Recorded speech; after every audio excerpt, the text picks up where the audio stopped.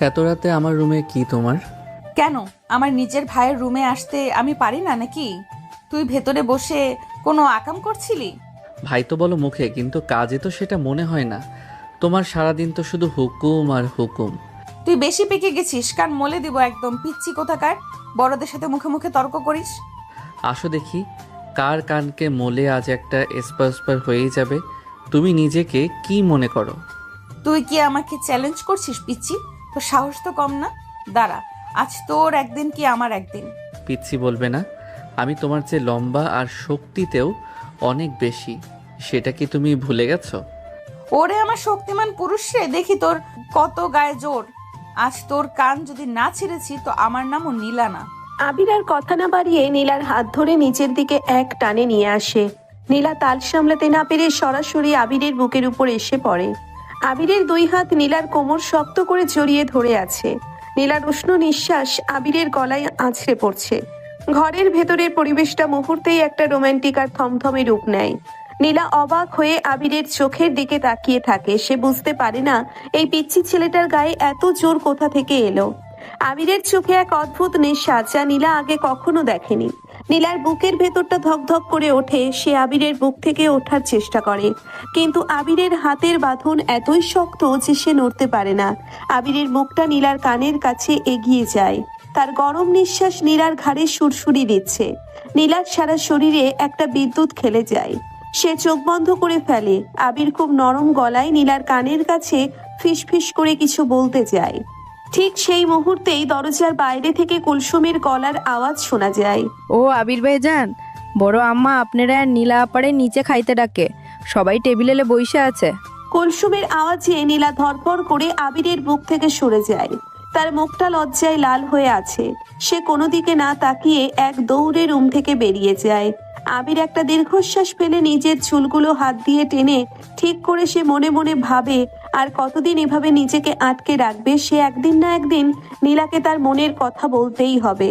আবির নিজেকে সামলে নিয়ে নিচে ডাইনিং টেবিলের দিকে এগিয়ে যায়। ডাইনিং টেবিলে পরিবারের সবাই উপস্থিত। দাদা, দাদি, রহমান, সালমা আর ফাতেমা সবাই মিলে গল্প করছে আর খাচ্ছে। নীলা মাথা নিচু করে খাবার নাড়াচাড়া করছে। আবির গিয়ে নিজের জায়গায় বসে নীলার ঠিক উল্টো দিকে। আবিরের দৃষ্টি বারবার নীলার দিকে যাচ্ছে। নীলা একবার চোখ তুলে তাকাতেই আবিরের গভীর চোখের দৃষ্টির সাথে তার চোখ মিলে যায়। নীলা তাড়াতাড়ি চোখ নামিয়ে নেয়। আব্বা, একটা কথা ছিল। নীলার জন্য আজ রফিক সাহেব একটা প্রস্তাব দিয়েছেন। ছেলেটার নাম তরিক, অনেক বড় ব্যবসায়ী, কানাডাতে থাকে, দেখতে শুনতেও ভালো।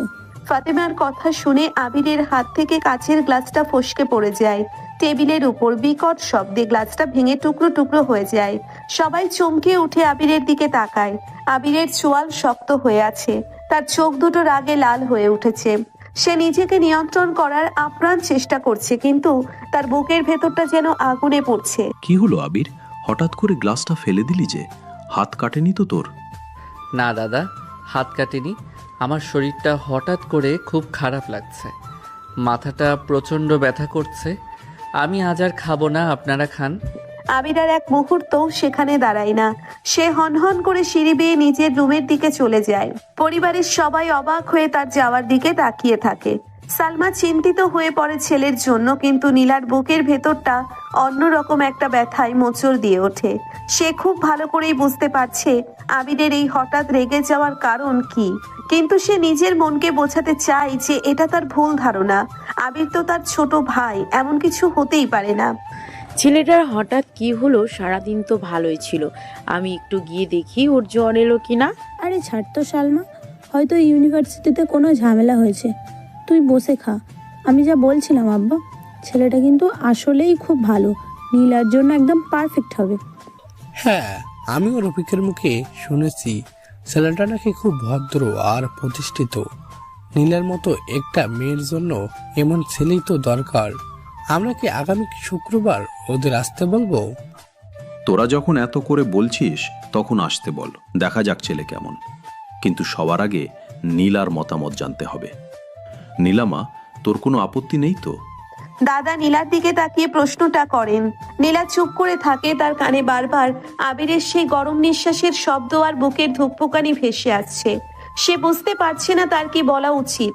সে শুধু মাথা নেড়ে সম্মতি জানায় যে তার কোনো আপত্তি নেই, কিন্তু তার চোখ দুটো ছলছল করে ওঠে, যা টেবিলে বসা কেউ খেয়াল করে না।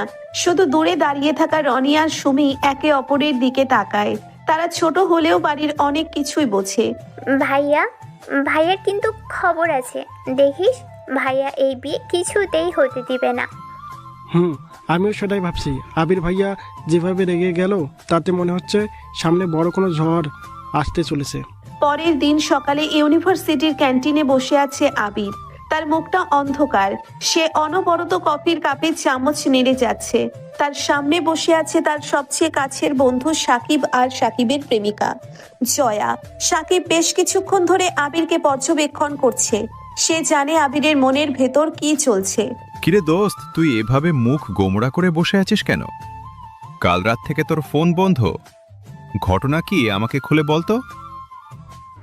আর বলিস না দোস্ত, আমার জীবনটা শেষ হয়ে যাচ্ছে। কাল রাতে বড় মা নীলার বিয়ের কথা তুলেছে একটা কানাডা প্রবাসী ছেলের সাথে, আর পরিবারের সবাই রাজিও হয়ে গেছে। নীলাও কোনো আপত্তি করেনি। বলিস কি, নীলা আপুর বিয়ে ঠিক হয়ে যাচ্ছে আর তুই এখানে বসে বসে কফি খাচ্ছিস? তুই না ওনাকে ভালোবাসিস, তাহলে কিছু করছিস না কেন? আমি কি করব জয়া, তুই তো জানিস নীলা আমাকে কি চোখে দেখে। সে সব সময় আমাকে পিচ্ছি মনে করে, আর বাড়ির কেউ আমাদের সম্পর্ক মেনে নেবে না, কারণ আমি ওর চেয়ে 2 বছরের ছোট। তুই একটা গাধা। বয়স দিয়ে কি ভালোবাসা মাপা যায় নাকি? তুই আজই গিয়ে নীলা আপুকে তোর মনের কথা বলবি, আর যদি সে রাজি না হয় তাহলে আমরা অন্য ব্যবস্থা করব। তুই চিন্তা করিস না, আমি আছি তো তোর সাথে। ঠিক সেই সময় সেখানে এসে হাজির হয় নাদিয়া। নাদিয়া রফিক সাহেবের মেয়ে। সে আবিরকে খুব পছন্দ করে এবং সুযোগ পেলেই আবিরের আশেপাশে ঘোরাঘুরির চেষ্টা করে। নাদিয়া আজ খুব সুন্দর করে সেজে এসেছে। সে এসে সরাসরি আবিরের পাশে বসে পড়ে। হাই আবির, কেমন আছো তুমি? কাল থেকে তোমাকে খুঁজছি, কিন্তু তোমার ফোন বন্ধ কেন? তুমি কি আজ বিকেলে ফ্রি আছো? আমরা কি একটু বাইরে যেতে পারি? আবির এমনিতেই রেগে আছে, তার উপর নাদিয়ার এই গায়ে পড়া স্বভাব তার একদম ভালো লাগে না। সে খুব বিরক্তি নিয়ে নাদিয়ার দিকে তাকায়। আমি খুব ব্যস্ত আছি নাদিয়া, আর আমার ফোন বন্ধ থাকলে তোমার এত সমস্যা কিসের? আমি কি তোমাকে কৈফিয়ত দেব? আরে তুমি এভাবে রেগে যাচ্ছ কেন? আমি তো শুধু বন্ধু হিসেবেই জিজ্ঞেস করছিলাম। আচ্ছা ঠিক আছে, পরে কথা হবে। নাদিয়া মন খারাপ করে সেখান থেকে চলে যায়। সাকিব আর জয়া একে অপরের দিকে তাকিয়ে হাসে। তারা জানে আবিরের মনে শুধু নীলা ছাড়া আর কারো জায়গা নেই। বিকালে বাড়ি ফিরে আবির সোজা ছাদে চলে যায়। তার মনটা খুব খারাপ। সে ছাদে গিয়ে দেখে নীলা সেখানে দাঁড়িয়ে চুল শুকাচ্ছে। নীলার পরনে একটা হালকা নীল রঙের শাড়ি, চুলগুলো ভেজা আর এলোমেলো। বিকালের মিষ্টি রোদে নীলাকে অদ্ভুত সুন্দর লাগছে। আবির কয়েক মুহূর্ত মুগ্ধ হয়ে নীলার দিকে তাকিয়ে থাকে। তার ভেতরের সব রাগ আর অভিমান যেন নিমেষেই ধুয়ে মুছে যায়। সে ধীর পায়ে নীলার দিকে এগিয়ে যায়। শাড়ি পরেছো কেন? আজ তো কোনো বিশেষ দিন না। আমার খুব ইচ্ছে হয়েছে তাই পড়েছি, তাতে তোর কি? তুই আমার সব কিছুতে নাক গলাবি না বলে দিচ্ছি। নাক গলালে কি করবে? তুমি আমাকে মারবে নাকি বকবে? তুই কিন্তু বেশি বাড়াবাড়ি করছিস আবির। কাল রাত থেকে তোর হাব ভাব আমার ভালো লাগছে না। তুই আমার থেকে দূরে থাকবি। আবির আর নিজেকে আটকে রাখতে পারে না। সে এক ঝটকায় নীলাকে নিজের দিকে টেনে নেয়। নীলার পিঠ গিয়ে সোজা ছাদের রেলিংয়ের সাথে ধাক্কা খায়। আবির তার 2 হাত দিয়ে নীলাকে আটকে ফেলে। রেলিংয়ের সাথে তাদের দুজনের মাঝখানে কোনো দূরত্ব নেই। নীলার ভেজা চুলের সুবাস আবিরের পাগল করে দিচ্ছে। আবিরের চোখ দুটো নেশাতুর। সে নীলার মুখের একদম কাছে চলে যায়। নীলা ভয়ে আর উত্তেজনায় চোখ বন্ধ করে ফেলে। তার সারা শরীর কাঁপছে। আমি দূরে থাকতে চাই না নীলা, আমি তোমাকে চাই। তুমি কি বোঝো না আমি তোমাকে কতটা চাই? তুমি শুধু আমার, আর কারো না। ওই কানাডা প্রবাসী কেন, দুনিয়ার কেউ তোমাকে আমার থেকে কেড়ে নিতে পারবে না। আবির তুই এটা কি বলছিস? ছাড় আমাকে, কেউ দেখে ফেলবে প্লিজ। তুই বুঝতে পারছিস না আমরা কি করছি? এটা ঠিক না। তুই আমার ছোট ছোট ছোট ছোট এই একটা কথা ছাড়া তোমার মুখে আর কিছু নেই। আজ আমি তোমাকে বুঝিয়ে দেব আমি তোমার থেকে ছোট নাকি অন্য কিছু। আবির আর কোনো কথা শোনার সুযোগ না দিয়ে নিজের ঠোঁট দুটো নীলার গরম নীলার নরম ঠোঁটের উপর ডুবিয়ে দেয়। নীলা প্রথমে বাধা দেওয়ার চেষ্টা করে তার হাত দিয়ে, আবিরের বুকে ধাক্কা দেয়, কিন্তু আবিরের উন্মত্ত চুম্বনের কাছে সে খুব দ্রুত হার মানে। তার হাত দুটো আস্তে আস্তে আবিরের ঘাড় জড়িয়ে ধরে, সেও আবিরের চুম্বনে সাড়া দিতে শুরু করে। বিকালে নিস্তব্ধ ছাদে তাদের এই গোপন আর গভীর ভালোবাসার সাক্ষী হয়ে থাকে শুধু পড়ন্ত সূর্যের আলো। তুই কালকের পর আমার সামনে আসার সাহস কি করে পাস আবির? তোকে আমি আমার রুম থেকে বের হতে বলেছি না? তোমার রুম মানে কি? এটা আমাদের বাড়ি না? আর কাল যা হয়েছে তা তো কেবল শুরু ছিল। তুমি কি ভেবেছো আমি তোমাকে ওই কানাডা প্রবাসীর হাতে তুলে দেব? তুই ছোট ভাই হয়ে আমার সাথে এমন ব্যবহার করার সাহস কোথায় পাস? আমার বিয়ে যেখানে খুশি সেখানে হবে, তুই বাধা দেওয়ার কে? আমি তোমার ছোট ভাই না, আমি তোমার হবু স্বামী। আর এই অধিকারটা আমি কাল ছাদেই আদায় করে নিয়েছি। অসভ্য কথা বলিস না একদম। কাল যা হয়েছে তা একটু ভুল ছিল, তুই আমাকে জোর করেছিস। জোর করেছি নাকি তুমি নিজেও ওই চুম্বনে সাড়া দিয়েছিলে, সেটা কি আয়নার সামনে দাঁড়িয়ে বলতে পারবে? আমি তোকে ঘৃণা করি আবির, তুই আমার জীবনটা বিষিয়ে দিচ্ছিস। ঘৃণা আর ভালোবাসার মাঝে খুব সূক্ষ্ম একটা দেয়াল থাকে নীলা, জানোই তো তুমি। আজ বিকেলেই তো ওই তরিক সাহেব আসছেন, তাকে না হয় আমি নিজেই সব খুলে বলি। নীলা রাগে কাঁপতে কাঁপতে ড্রেসিং টেবিলের উপর রাখা কাচের বোতলটা ফ্লোরে আছাড় দেয়। আবির এক পা করে নীলার দিকে এগিয়ে যায়। নীলা ভয়ে পিছিয়ে গিয়ে দেওয়ালের সাথে মিশে যায়। আবির নীলার খুব কাছে গিয়ে দাঁড়ায় আর নীলার কপালে আলতো করে একটা চুমু দেয়। নীলা চোখ বন্ধ করে ফেলে, তার বুকটা আবার ধরফর করতে শুরু করে। আবির মুচকি হেসেই রুম থেকে বেরিয়ে যায়। নীলার খুব কাছে গিয়ে দাঁড়ায় আর নীলার কপালে আলতো করে একটা চুমু দেয়। নীলা চোখ বন্ধ করে ফেলে, তার বুকটা আবার ধরফর করতে শুরু করে। আবির মুচকি হেসে রুম থেকে বেরিয়ে যায়। নিচের ড্রয়িং রুমে তখন রাজু আর কুলসুম ঘর পরিষ্কার করায় ব্যস্ত। কুলসুম বারবার রাজুর সাথে ফিসফিস করে কথা বলছে আর হাসছে। রাজু, তুই দেখিস আজ বড় বাড়িতে খুব বড় কাণ্ড ঘটবে। আমি কাল ছাদে যা দেখেছি তা কাউকে বললে নীলু আপার মান ইজ্জত থাকবে না। তুই সারাদিন শুধু মানুষের দোষ খুঁজে বেড়াস। কুলসুম, নিজের কাম কর, না হইলে বড় খালামা দেখলে তোর একদিন কি আমার একদিন। আরে আমি কি মিছা কথা কইতাছি? আবির ভাইজান তো নীলু আপারে এক্কেবারে জাপটাইয়া ধরছিল, আমি নিজের চোখে দেখছি। চুপ থাক, একদম ওই সব কথা কানে নিলে বিপদ আছে। তুই বরং ডাইনিং টেবিলটা ভালো কইরা মুছে মেহমান আইব একটু পরে। কুলসুম গজগজ করতে করতেই রান্নাঘরের দিকে চলে যায়। সেখানে সালমা আর ফাতেমা রান্নায় মহাব্যস্ত। হরেক পদের খাবার রান্না হচ্ছে। তরিক সাহেব আর তার পরিবার আজ বিকেলে আসবে, তাই সবাই খুব তথস্থ। দাদি সোফায় বসে পান চিবোচ্ছেন আর সুমিকে বকাঝকা করছেন। অরে সুমি, তুই এখনো সাজুগুজু করিস নাই কেন? তোর বড় বোনের জন্য পাত্রপক্ষ আইতাছে আর তুই বানরের মতো লাফাইতাছস। যা সুন্দর কইরা একটা শাড়ি পইরা আয়। দাদি, আমার শাড়ি পরতে ভালো লাগে না। আর নীলা আপার বিয়ে নিয়ে আমার কোনো মাথা ব্যথা নেই, কারণ এই বিয়ে হবেই না। কেন হবে না? ছেলে তো রাজপুত্রের মতো কানাডায় থাকে, অঢের টাকা পয়সা। তোর আব্বারা তো খুব খুশি। খুশি হলেই তো হবে না, ভাইয়া থাকতে নীলা আপার বিয়ে অন্য কোথাও হওয়া অসম্ভব। দাদি সুমির কথা শুনে ভ্রু কুঁচকে তাকান। ঠিক তখনই দাদা রহমান আর কামাল বাজার থেকে ফেরেন। তাদের হাতে মাছ আর মাংসের বড় বড় ব্যাগ। করিম ড্রাইভার ব্যাগগুলো নিয়ে ভেতরে আসে। রনি আবিরের ছোট ভাই, সে এতক্ষণ বাইরে বন্ধুদের সাথে আড্ডা দিচ্ছিল, এখন দৌড়ে এসে সোফায় বসে পড়ে। আব্বা, আমি কিন্তু তারিক ভাইকে আগে থেকেই চিনি। ওনার স্বভাব নাকি খুব একটা ভালো না, আমার এক বন্ধু বলছিল। চুপ কর রনি, বড়দের কথায় বড় হতে যাস না। তরিক অনেক শিক্ষিত ছেলে, রফিক সাহেব ওনার গ্যারান্টি দিয়েছেন। কামাল, তুমি চিন্তা করো না, ছেলে ভালোই হবে। আমাদের নীলাও তো অনেক ভাগ্যবতী যে এমন ঘর পাচ্ছে। আবির আড়াল থেকে সব শুনছিল, তার মাথায় এখন অন্য চিন্তা কাজ করছে। সে সাকিবকে ফোন দেয়। সাকিব আর জয়া তখন কফি শপে বসেছিল। আবিরের ফোন পেয়ে সাকিব একটু আড়ালে গিয়ে কথা বলে। কিরে আবির, কি খবর তোর? ওদিকে কি তরিক চলে এসেছে? না রে, আসবে একটু পরে। তুই আর জয়া জলদি আমাদের বাড়ির আশেপাশে থাকবি। আমি যা করতে বলবো ঠিক তাই করবি। মিতাকেও বলিস ও যেন নীলার সাথে থাকে আর ওর মন বোঝার চেষ্টা করে। তুই একদম চিন্তা করিস না, আমি মিতাকে ফোন দিচ্ছি, জয়াও তৈরি আছে। নাদিয়াকেও কি আসতে বলবো? ও তো তোর জন্য পাগল। নাদিয়াকে দরকার নেই, ও আসলে সব ঘেটে দেবে। তুই শুধু তৈরি থাক, আমি সিগন্যাল দিলে কাজ শুরু করবি। আবির ফোন রেখে নিজের রুমে গিয়ে আয়নার সামনে দাঁড়ায়। সে আজ নিজেকে খুব স্মার্ট করে সাজিয়েছে, কারণ সে চায় তরিকের সামনে নিজেকে আরো বেশি আকর্ষণীয় প্রমাণ করতে, যাতে নীলা বারবার তার দিকেই তাকায়। ওদিকে মিতা নীলার রুমে গিয়ে দেখে নীলা মন খারাপ করে বসে আছে। মিতা নীলার বাল্য বন্ধু, তাই সে নীলার মনের সব খবর জানে। নীলা, তুই কি খুশি না এই বিয়েতে? তোর মুখটা এমন শুকিয়ে আছে কেন?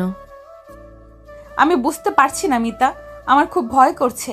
আবির যা শুরু করেছে তাতে যে কোনো সময় বড় কোনো অঘটন ঘটে যেতে পারে। আবির তো তোকে ভালোবাসে, এটা তো তুইও জানিস। তাহলে ওকে একটা সুযোগ দিচ্ছিস না কেন? শুধু বয়সের কথা চিন্তা করে একটা জীবন নষ্ট করবি? তুই আমার ছোট ভাই মিতা, সমাজ কি বলবে, আমাদের আত্মীয়রা কি বলবে, আর আব্বু আম্মু তো এটা ভাবতেই পারবে না। সমাজ দিয়ে কি ভালোবাসা হয় নাকি? আর আবির তো এখন আর ছোট নেই, ও তোর জন্য যা করতে পারে তা কোনো বড় ছেলেও পারবে না। নীলা চুপ করে থাকে। মিতার কথাগুলো তার মনের ভেতর তোলপাড় করছে। ঠিক তখনই নিচ থেকে অনেকগুলো গাড়ির হর্ন শোনা যায়। তরিক সাহেব তার পরিবার নিয়ে পৌঁছে গেছেন। কামাল আর রহমান দরজা খুলে তাদের স্বাগত জানান। রফিক সাহেবও সাথে এসেছেন তরিককে দেখতে। আসলেও খুব হ্যান্ডসাম লাগছে, তার পরনে দামি স্যুট আর চোখে চশমা। আসুন তরিক সাহেব, ভিতরে আসুন, আপনাদের জন্য আমরা অনেকক্ষণ ধরে অপেক্ষা করছি। ধন্যবাদ খালাম্মা, আপনাদের বাড়িটা তো অনেক সুন্দর আর শান্ত মনে হচ্ছে। আমাদের দেশের বাড়িটার কথা মনে পড়ে গেল।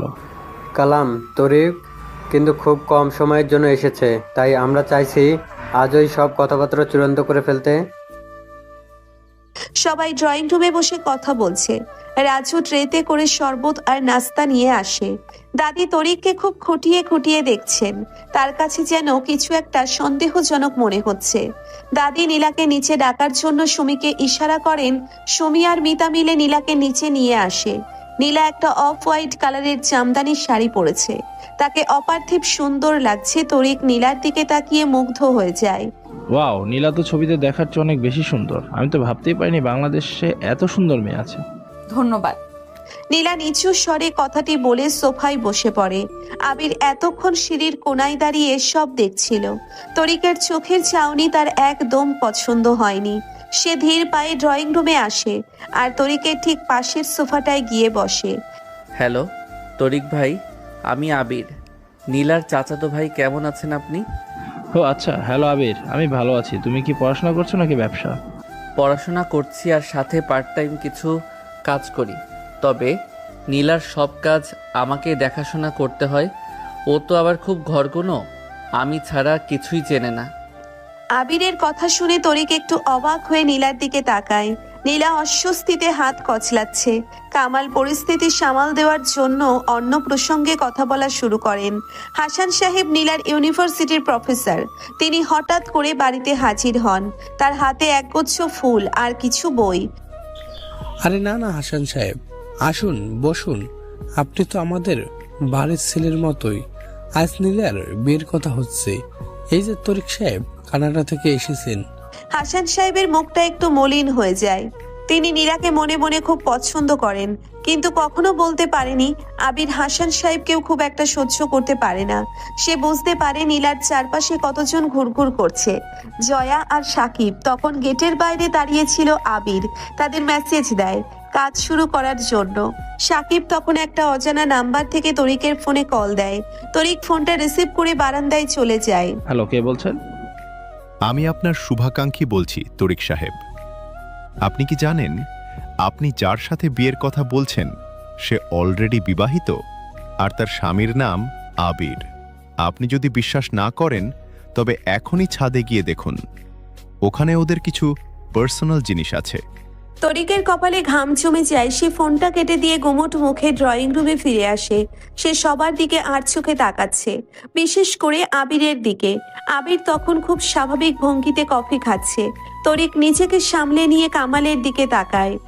কামাল সাহেব, আমার কিছু কথা বলার ছিল নীলার সাথে একান্তে। আপনারা কি অনুমতি দেবেন? অবশ্যই অবশ্যই।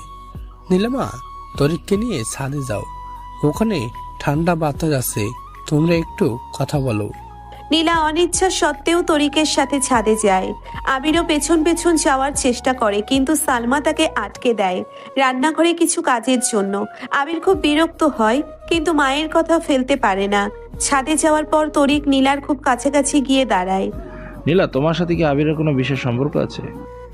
আপনি এসব কি বলছেন? ও তো আমার ভাই, আমরা একসাথে বড় হয়েছি। কিন্তু আমার কাছে খবর আছে তোমরা নাকি গোপনে বিয়ে করেছো, আর এই বাড়িতেই সব হচ্ছে। মিথ্যে কথা এসব। আপনি এসব কথা কোথা থেকে শুনলেন? আবির একটু চঞ্চল, কিন্তু ও এমন কিছু করবে না।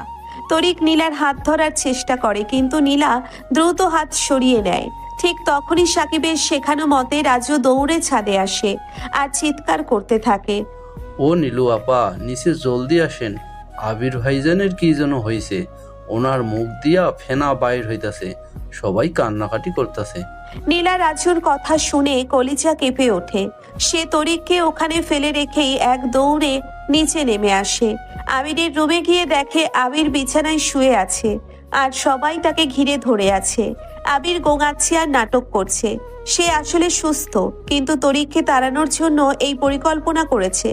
নীলা আবিরের মাথার কাছে গিয়ে বসে পড়ে, তার চোখে পানি। আবির, তোর কি হয়েছে? তুই কথা বলছিস না কেন?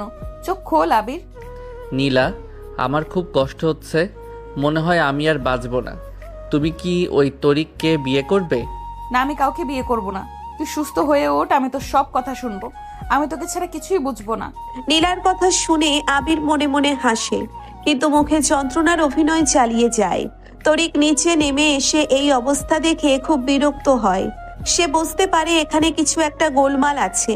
রফিক সাহেব তরিককে নিয়ে বাইরে চলে যান আর বলেন এখন কথা বলার পরিবেশ নেই, তারা পরে যোগাযোগ করবেন। তরিক চলে যাওয়ার পর আবির হুট করে বিছানায় উঠে বসে আর হাসতে হাসতে শুরু করে। বাড়ির সবাই অবাক হয়ে তার দিকে তাকিয়ে থাকে। কিরে, তুই তো ঠিক আছিস, তাহলে এতক্ষণ এমন করলি কেন? আমাদের তো জান বের হয়ে যাচ্ছিল। দাদা, এই তরিক লোকটা ভালো না, ও নীলার যোগ্যই না, তাই ওকে তাড়ানোর জন্য এইটুকু নাটক করতেই হতো। আবির, তুই এটা কি করলি? আমাদের মা নিজের সব শেষ করে দিলি রফিক সাহেবকে। এখন আমি কি মুখ দেখাবো? আব্বু, মান ইজ্জতের চেয়ে নীলার সুখ অনেক বেশি বড়। ওই লোকটা নীলার হাত ধরার চেষ্টা করছিল ছাদে, সেটা কি ভালো কাজ? নীলা বুঝতে পারে আবির তাকে মিথ্যা বলে ভয় পাইয়েছে। সে রাগে অগ্নিশর্মা হয়ে আবিরের দিকে তেড়ে যায়। তুই এত বড় মিথ্যাবাদী আবির! তুই জানিস আমার কত ভয় লেগেছিল। আমি তোকে আর বিশ্বাস করব না। ভয় লেগেছিল কারণ তুমি আমাকে ভালোবাসো নীলা। আজ সবার সামনে স্বীকার করো যে তুমি তরিককে না আমাকে চাও। নীলা সবার সামনে লজ্জায় লাল হয়ে যায়। সে কোনো কথা না বলে নিজের রুমে চলে যায়। দাদি মুচকি হেসে বলেন, ছেলেটা যা করছে তাতে মন্দ কিছু দেখছি না আমি। কামাল সাহেব আর রহমান সাহেব একে অপরের দিকে তাকান। তারা বুঝতে পারছেন পরিস্থিতি তাদের হাতের বাইরে চলে যাচ্ছে। পরদিন সকালে আবির যখন ড্রয়িং রুমে বসেছিল তখন নাদিয়া সেখানে আসে। নাদিয়া আজ খুব জেদ নিয়ে এসেছে। সে আবিরকে ছাড়তে রাজি না। আবির, তুমি কি ভাবছো আমি কিছু জানি না? তুমি নীলা আপার জন্য যা করছো তা ঠিক না। ও তোমার বড় বোন। তুমি আমার সাথে চলো, আমরা আজই বিয়ে করব। নাদিয়া, তুমি সীমা ছাড়িয়ে যাচ্ছ। আমি তোমাকে ভালোবাসি না আর কখনো বাসবো না। তুমি এখন এখান থেকে যাও। আমি যাব না, বড় আম্মাকে সব বলে দেব যে তুমি নীলা আপার সাথে কি করছো। নাদিয়া চিৎকার করতে থাকে। ঠিক সেই সময় সালমা আর ফাতেমা সেখানে আসেন। নাদিয়া তাদের কাছে আবিরের নামে আজে বাজে কথা বলতে শুরু করে, কিন্তু দাদি সেখানে এসে নাদিয়াকে থামিয়ে দেন। ওরে নাদিয়া, তুই অনেক বকবক করছিস, এবার থাম। আমাদের বাড়ির বিষয় আমরা বুঝবো। তুই মেহমান হয়ে এসেছিস, মেহমানের মতো থাক।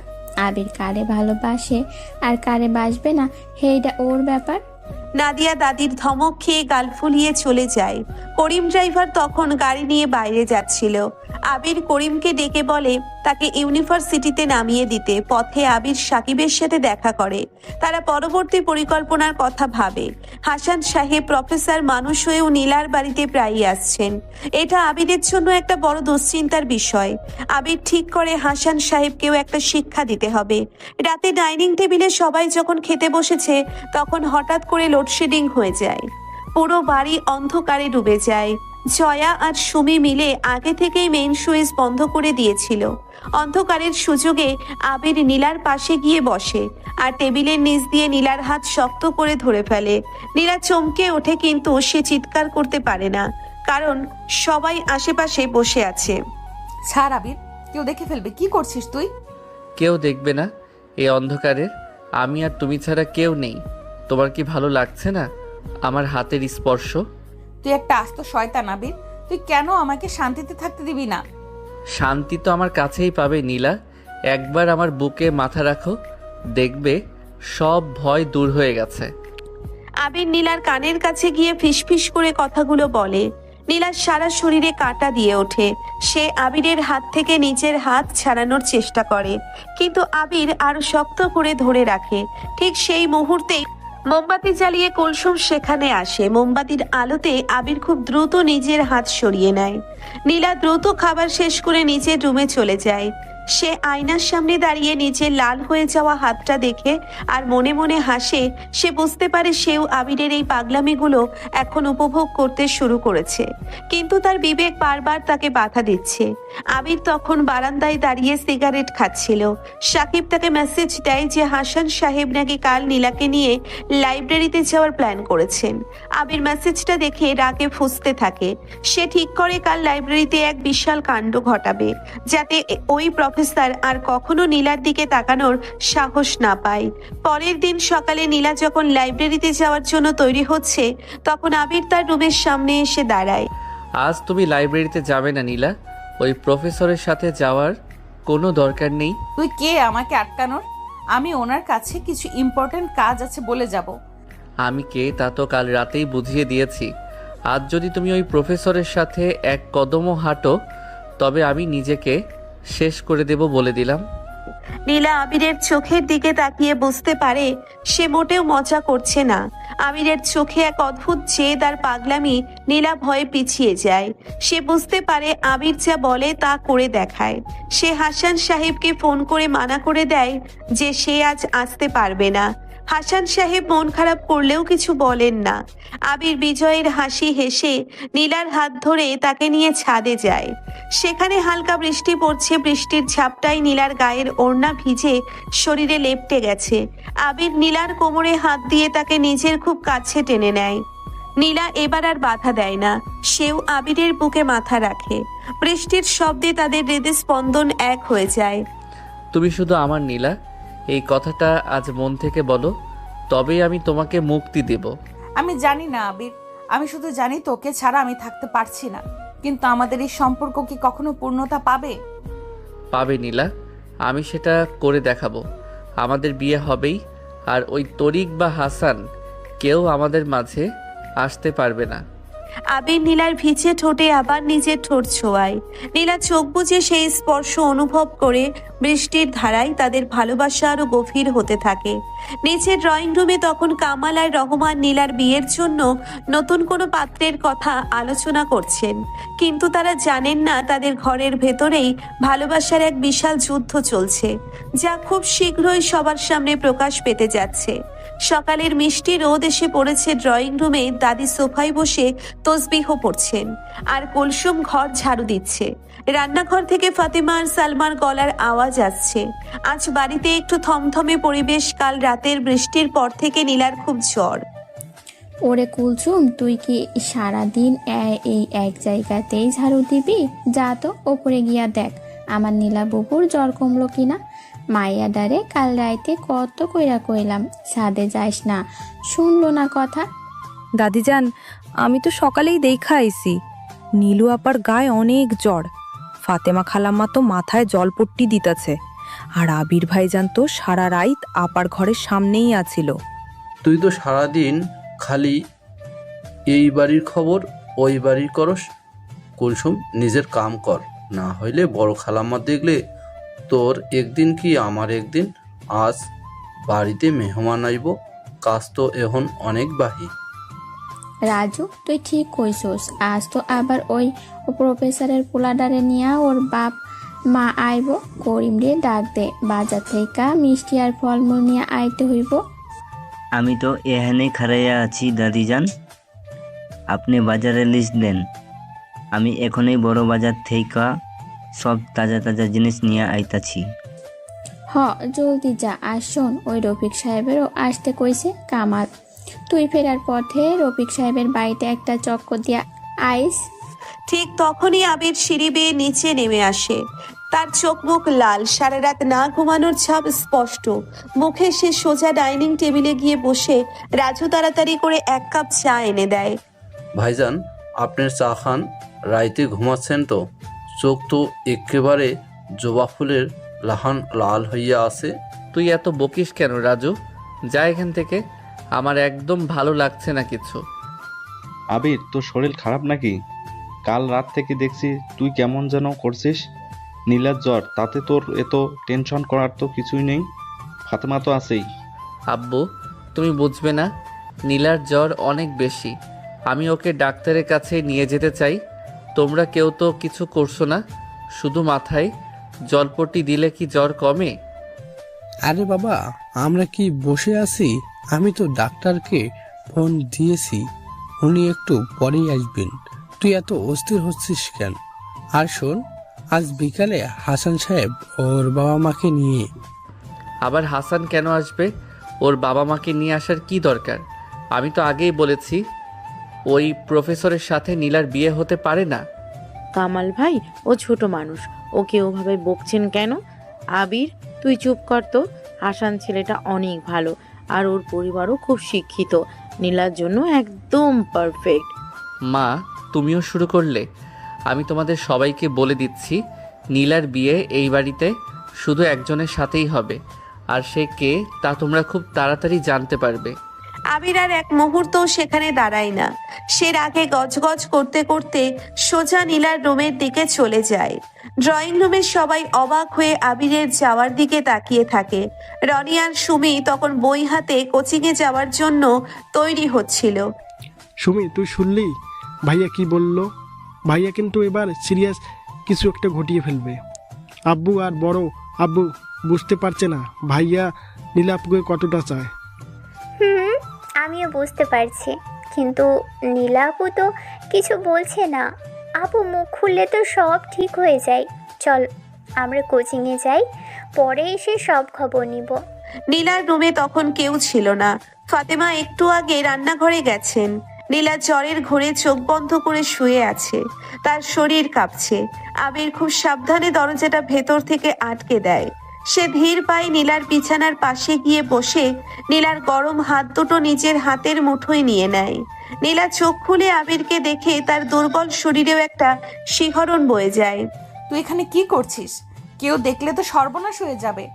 যা এখান থেকে, আমার খুব ভয় লাগছে। কেউ দেখবে না, আমি দরজা আটকে দিয়েছি। তোমার এত খারাপ লাগছে আর আমি নিচে বসে থাকবো তা কি করে হয়? কাল বৃষ্টিতে ভেজার জন্যই তো এই অবস্থা। তোকে আমি কতবার বললাম আমাকে ছাড়, আমি ভিজে যাচ্ছি, তুই তো শুনলি না। এখন আমার জ্বরের জন্য তুই দায়ী। হ্যাঁ, আমি দায়ী, আর তোমার এই জ্বর কমানোর দায়িত্ব আমার। তুমি শুধু চুপ করে থাকো, আমি যা করি করতে দাও। আবির নীলার মুখের উপর ঝুঁকে পড়ে। নীলার গরম নিঃশ্বাস আবিরের মুখে এসে লাগছে। আবির নিজের হাত নীলার কপালের উপর রাখে, তারপর আস্তে আস্তে সেই হাত নীলার গাল বেয়ে গলায় নেমে আসে। নীলা চোখ বন্ধ করে ফেলে, তার শ্বাস দ্রুত হয়ে যায়। আবির নীলার কানের কাছে মুখ নিয়ে আলতো করে একটা চুমু খায়। নীলার সারা শরীর কেঁপে ওঠে। সে তার দুর্বল হাত দিয়ে আবিরের শার্ট খামচে ধরে। আবির প্লিজ এমন করিস না, আমার শরীর এমনিতেই জ্বলছে। তুই আরো পাগল করে দিচ্ছিস আমাকে। কেউ চলে আসবে। আসুক যে আসার, আমি কাউকে ভয় পাই না। তুমি শুধু আমার নীলা। আমি তোমার এই জ্বলন্ত শরীরে নিজের ভালোবাসার দাগ বসিয়ে দিতে চাই, যেন কেউ কখনো তোমার দিকে চোখ তুলে তাকাতেও না পারে। আবির আর কথা না বাড়িয়ে নিজের ঠোঁট দুটো নীলার গরম ঠোঁটের উপর ডুবিয়ে দেয়।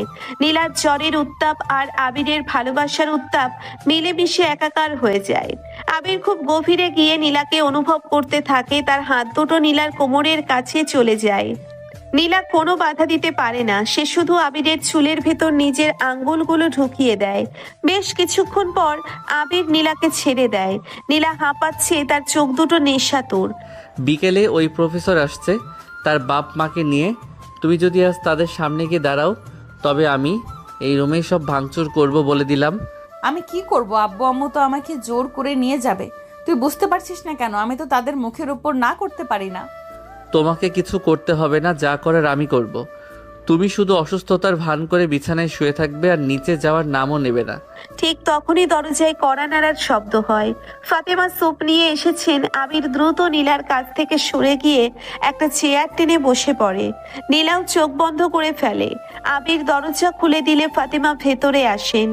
কিরে, তুই এখানে দরজা বন্ধ করেছিল কেন? নীলা এখন?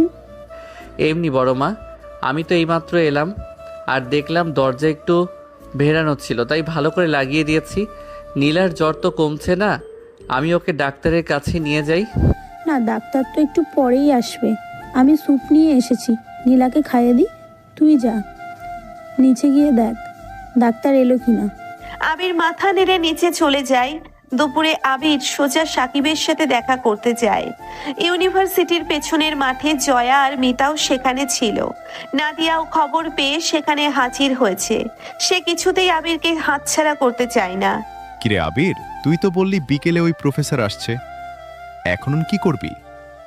আমরা কি আগের মতো কোনো প্ল্যান করব? না, এবার আর কোনো লুকোচুরি না। আমি আজ সবার সামনে সব সত্যি বলে দেব। আমি আর এই অভিনয় সহ্য করতে পারছি না। তুই কি পাগল হলি আবির? তোর আব্বু আর বড় আব্বু তোকে মেরেই ফেলবে, আর নীলার ওপরও অনেক রাগ করবে। নীলা এমনিতেই অসুস্থ।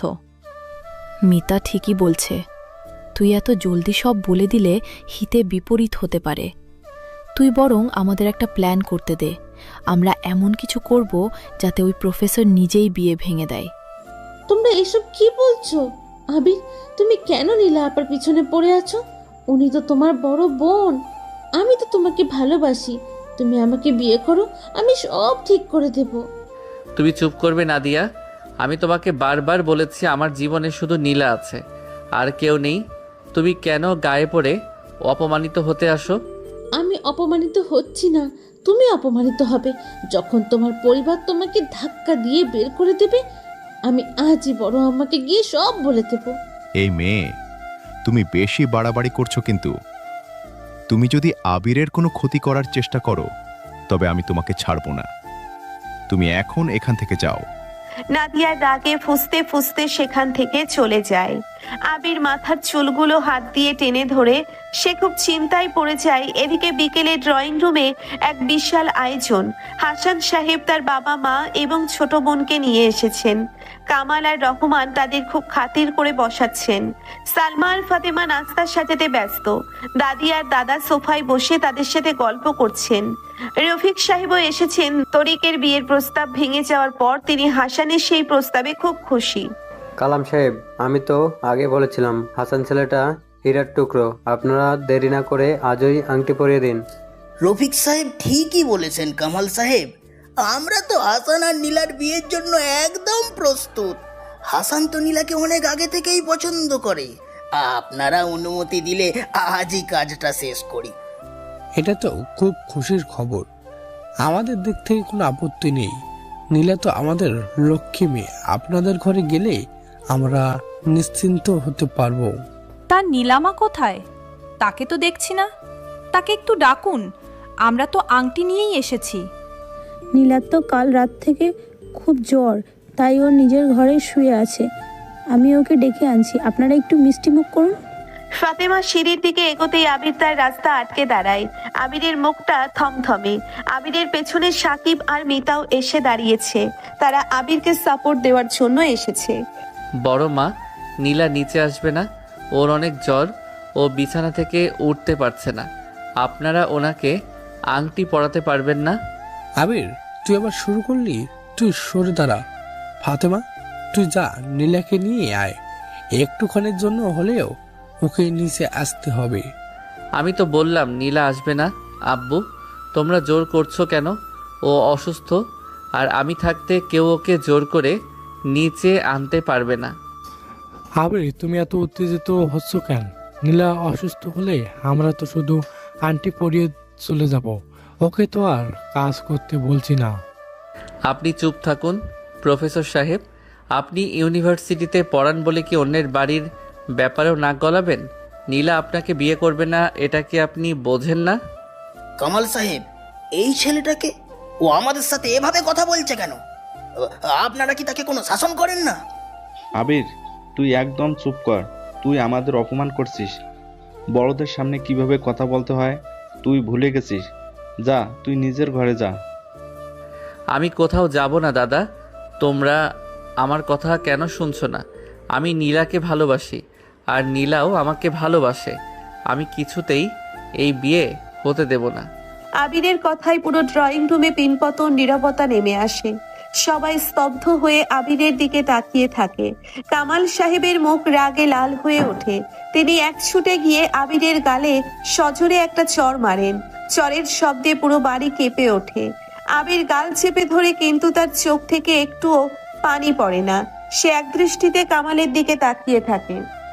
বেয়াদব ছেলে, তুই এত বড় কথা বলার সাহস কোথায় পেলি? নীলা তোর বড় বোন, তুই এই নোংরা চিনতে মাথায় আনলে কি করে? আজ আমি তোকে বাড়ি থেকে বের করে দেব। কামাল ভাই, ওকে মারবেন না, ও তো ছেলে মানুষ, না বুঝেই বলে ফেলেছে। আবির, তুই মাপ চা বড় আব্বুর কাছে। তাড়াতাড়ি বল, তুই মজা করেছিস। আমি কোনো মজা করিনি মা। আমি সত্যি বলছি, আমি নীলাকে আমার বউ হিসেবে মেনে নিয়েছি, আর কাল রাতে আমি ওর সাথে ছাদে। আবির কথা শেষ করার আগেই নীলা সিঁড়ি দিয়ে নিচে নেমে আসে। তার পরনে একটা সাধারণ সুতির 3 পিস, চুলগুলো এলোমেলো, আর মুখটা জ্বরে ফ্যাকাশে হয়ে আছে। সে সিঁড়ির মাঝখানে দাঁড়িয়ে হাঁপাচ্ছে। সবাই নীলার দিকে তাকায়। আব্বু, তুমি আবিরকে মেরো না। ও যা বলেছে সব সত্যি বলেছে। আমি ওকে ভালোবাসি। নীলার কথায় যেন সবার মাথায় বাজ পড়ে। ফাতেমা মাথা ঘুরে সোফায় বসে পড়েন। রহমান সাহেব বুকে হাত দিয়ে দীর্ঘশ্বাস ফেলেন। দাদি শুধু চোখ বড় বড় করে তাকিয়ে থাকেন। হাসান আর তার পরিবার অপমানে আর রাগে সেখান থেকে উঠে দাঁড়ায়। কামাল সাহেব, আমরা এখানে অপমানিত হতে আসিনি। আপনাদের পরিবারের এই নোংরা নাটক আমরা আর এক মুহূর্ত সহ্য করব না। হাসান, চল এখান থেকে, চল। কিন্তু বাবা, নীলা তো। চুপ করো হাসান, তুই আর একটা কথাও বলবি না।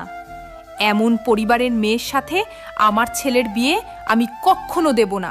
হাসান সাহেবরা রাগে গজগজ করতে করতে বাড়ি থেকে বেরিয়ে যান। রফিক সাহেবও মাথা নিচু করে তাদের পেছন পেছন চলে যায়। ড্রয়িং রুমের পরিবেশ তখন আগ্নেয়গিরির মতো ফুটছে। কামাল সাহেব এবার নীলার দিকে এগিয়ে যান, তার চোখে আগুন। নীলা, তুই এটা কি করলি? তুই নিজের ছোট ভাইয়ের সাথে এই সম্পর্ক করেছিস? তোর তো একটু লজ্জা হলো না? তুই আমাদের মান সম্মান সব মাটিতে মিশিয়ে দিলি। আবু, ভালোবাসা তো বয়স দেখে হয় না। আবির আমাকে যতখানি বোঝে, অন্য কেউ তা পারবে না। আমি জানি তোমরা এটা মেনে নিতে পারবে না, কিন্তু এটাই সত্যি। ঠিক আছে দাদা, আমি চলে যাচ্ছি, কিন্তু আমি একা যাব না, নীলাকে নিয়েই যাব। ওকে ছাড়া আমি এক পাও নড়ব না। আবার আবির সিঁড়ি বেয়ে ওপরে ওঠে আর নীলার হাত শক্ত করে ধরে। নীলাও আবিরের হাতটা আঁকড়ে ধরে। নিচে সবাই স্তব্ধ হয়ে দাঁড়িয়ে থাকে। সুমি আর রনি এক কোনায় দাঁড়িয়ে কাঁদছে। ঠিক সেই সময় দাদি তার জায়গা থেকে উঠে দাঁড়ান। তার মুখে গম্ভীর একটা ছাপ। তোরা সবাই চুপ করবি এখন, অনেক চিল্লাইছোস। তোরা এবার আমি কিছু কমু। কামাল আর রহমান, তোরা দুই ভাই কি পাগল হইয়া গেছোস? নিজের পোলাপানরা বাড়ি থেকে বাইর করবার দিবি? আম্মা, আপনি এদের পক্ষ নিচ্ছেন? এরা যে পাপ করেছে তার জন্য এদের শাস্তি পেতেই হবে। কিসের পাপ? ভালোবাসলে কি কেউ পাপ করে? তুই কি ভুলে গেছোস? কামাল, তুই যখন ফাতেমারে বিয়া করলি তখন ফাতেমার বয়স তোর থেকে 2 বছরের বেশি আছিল। আমরা তো তখন তোরে বাইর কইরা দিই নাই। দাদির কথায় কামাল আর রহমান দুজনেই চমকে ওঠেন। বাড়ির বাকিরাও অবাক হয়ে যায়। এই ইতিহাস কেউ জানতো না। ফাতেমা মাথা নিচু করে ফেলেন। মিতা আর সাকিব একে অপরের দিকে তাকিয়ে স্বস্তির নিঃশ্বাস ফেলে। চুপ কইরা আসোস কেন, কথা ক। তোরা যদি নিজেদের বয়সে তফাৎ মাইনা নিয়ে সুখে সংসার করতে পারোস, তবে আমার আবির আর নীলা কেন পারবো না? ওরা তো কোনো চুরি চামারি করে নাই, ওরা ভালোবাসছে। কিন্তু আম্মা, সমাজ কি বলবে? আত্মীয় স্বজনরা তো ছি করবে। সমাজ দিয়া তুই চুলায় আগুন দিবি সালমা? সমাজের মানুষ আইসে তোর ভাত দিয়া যাইব না? তোর পোলাপানে সুখে থাকলে তো গো শান্তি সমাজের কথা ভাইবা নিজের পোলারে কষ্ট দিবি তুই? দাদির কথায় পুরো বাড়ির পরিবেশটা একটু শান্ত হয়ে আসে। কামাল আর রহমান মাথা নিচু করে দাঁড়িয়ে থাকেন। আবির আর নীলা একে অপরের দিকে তাকায়। তাদের চোখে একটা আশার আলো জ্বলে ওঠে। আবির নীলার হাতটা আরো শক্ত করে ধরে।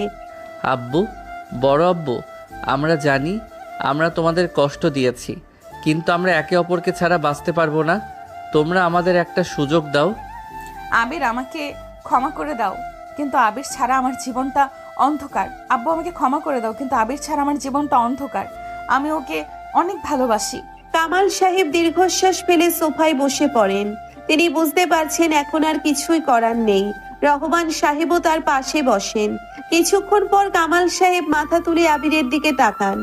ঠিক আছে, তোরা যা ভালো বুঝিস কর, কিন্তু আজ থেকে এই বাড়ির কোনো সিদ্ধান্তে আমি এর নাক গলাবো না। তোমরা যা খুশি করতে পারিস। এই কথা বলে কামাল সাহেব নিজের ঘরে চলে যান। ফাতেমাও তার পেছন পেছন যান। রহমান আর সালমাও কোনো কথা না বলে সেখান থেকে সরে যান। শুধু দাদি দাঁড়িয়ে থাকেন, মুচকি মুচকি হাসেন।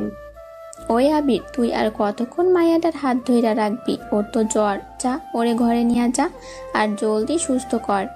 আমি কালই কাজী ডাইকা তোমাকে বিয়ার ব্যবস্থা করতাছি। দাদি, তুমি রিয়েলি গ্রেট।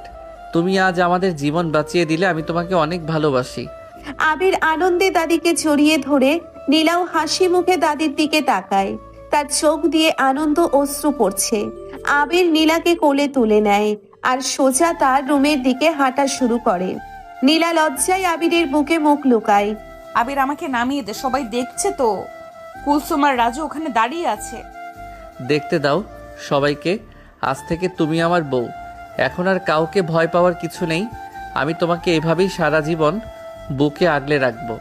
আবির নীলাকে নিয়ে রুমে ঢোকে আর দরজাটা পা দিয়ে আটকে দেয়। সে নীলাকে খুব সাবধানে বিছানায় শুইয়ে দেয়। নীলার জ্বর আগের চেয়ে একটু কমেছে, কিন্তু তার শরীরের ক্লান্তি এখনো যায়নি। আবির নীলার পাশে শুয়ে পড়ে আর নীলাকে নিজের বুকের সাথে শক্ত করে জড়িয়ে ধরে। এইভাবেই পরিবারের সব ঝড়ঝাপটা পেরিয়ে তাদের ভালোবাসা একটা পূর্ণতার দিকে এগিয়ে যায়। রাতের নিস্তব্ধতা পুরো বাড়ি জুড়ে। নীলার ঘরে আবির আর নীলা একা। আবির নীলার মাথার কাছে বসে আলতো করে ওর চুলে বিলি কেটে দিচ্ছে। নীলার চোখ বন্ধ, কিন্তু সে ঘুমায়নি। জ্বরের ঘোরে তার শরীর এখনো একটু একটু কাঁপছে। আবির আস্তে করে নীলার গায়ের ওপর কম্বলটা টেনে দেয়। তোমার কি এখনো খুব শীত করছে নীলা? আমি কি এসিটা বন্ধ করে দেব? না, এসি বন্ধ করতে হবে না। তুই আমার কাছে আয়, আমাকে জড়িয়ে ধরে রাখ, তাহলেই আমার শীত কমে যাবে। তোর গায়ে রোমে আমার খুব শান্তি লাগে। আমি আজ খুব ভয় পেয়েছিলাম জানিস, যখন বড় আব্বু তোকে চর মারলো। আমার মনে হচ্ছিল আমার কলেজাটা কেউ টেনে ছিঁড়ে ফেলছে।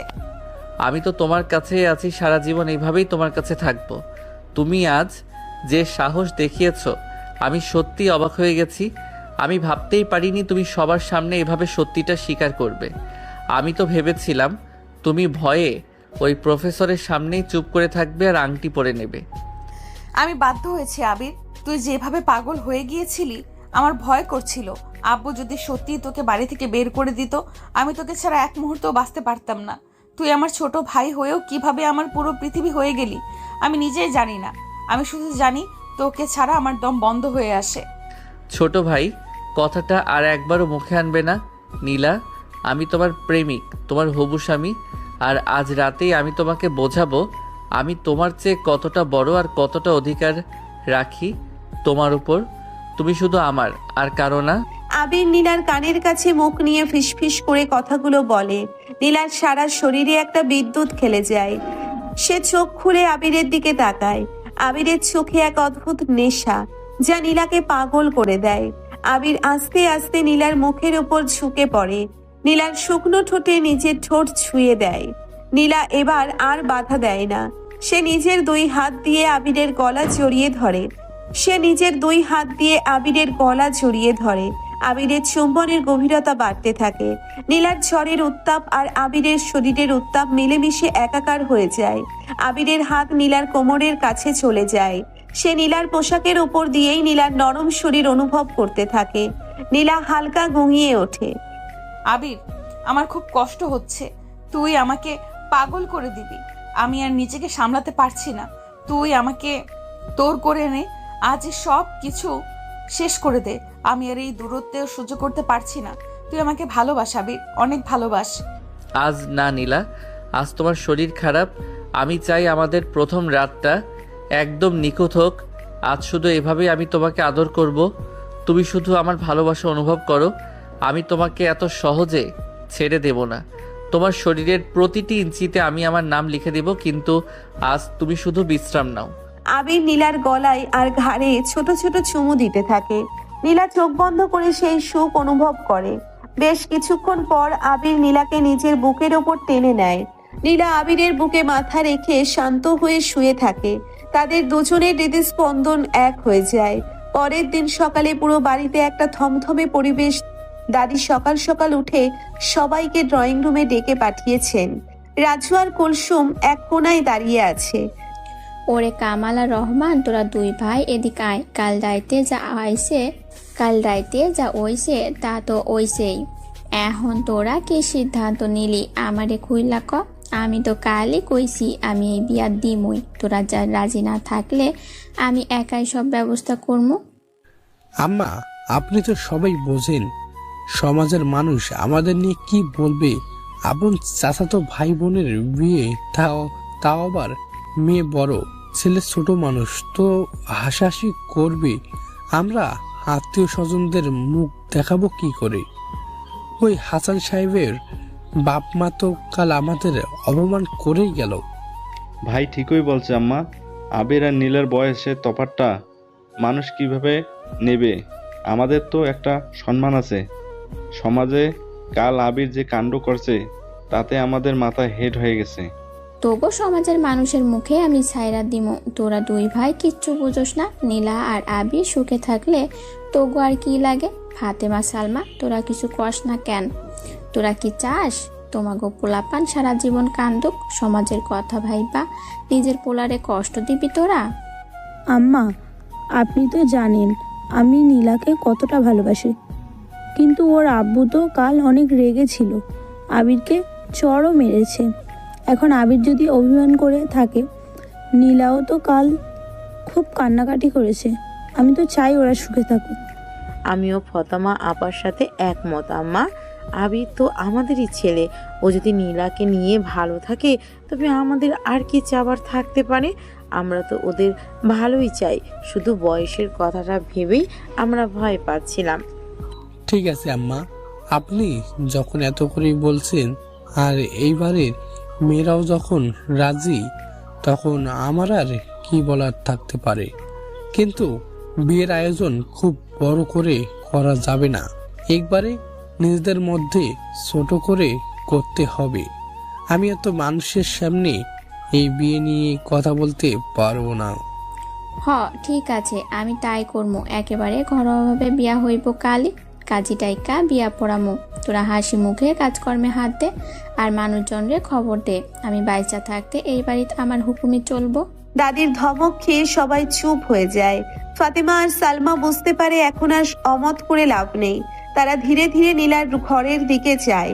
নীলা তখন ঘুম থেকে উঠেছে, তার জ্বর এখন অনেকটাই কম। আবির তখনও নীলার পাশেই শুয়েছিল। ফাতেমা আর সালমাকে ঢুকতে দেখে আবির ধরপর করে উঠে বসে। নীলা, তোর শরীর এখনো কেমন? জ্বর কি কমেছে কিছু? দাদি তো কাল তোদের বিয়ের ব্যবস্থা করেছে। আমরা তোর জন্য শাড়ি বের করতে এসেছি। তুই কি খুশি মা? আমার জ্বর এখন নেই আম্মু। তোমরা কি আমার উপর খুব রাগ করে আছো? আমাকে মাফ করে দাও, আমি তোমাদের কষ্ট দিতে চাইনি, কিন্তু আবিরকে ছাড়া আমি মরে যেতাম। তোমরা আমাকে ভুল বোঝো না আম্মু। আমরা আর কি রাগ করব মা? দাদি যখন মেনে নিয়েছে তখন আমাদের আর কিচ্ছু বলার নেই। তুই তো আমাদেরই মেয়ে, এখন থেকে এই বাড়ির বউ হয়ে থাকবি। আমরা তো এটাই চাইতাম, শুধু তোদের বয়সের কথাটা ভেবেই আমরা ভয় পেয়েছিলাম। এখন তোরা সুখে থাকলেই আমরা খুশি। মা, বড় মা, তোমরা একদম চিন্তা করো না। আমি নীলাকে রানীর মতো রাখবো। আমি প্রমাণ করে দেব যে আমাদের ভালোবাসা বয়স দিয়ে মাপা যায় না। তোমরা শুধু আমাদের দোয়া করো আর আব্বুকে একটু বুঝিয়ে বলো আমি কাল অনেক বেয়াদবি করে ফেলেছি। তোর আব্বু ঠিক হয়ে যাবে রে।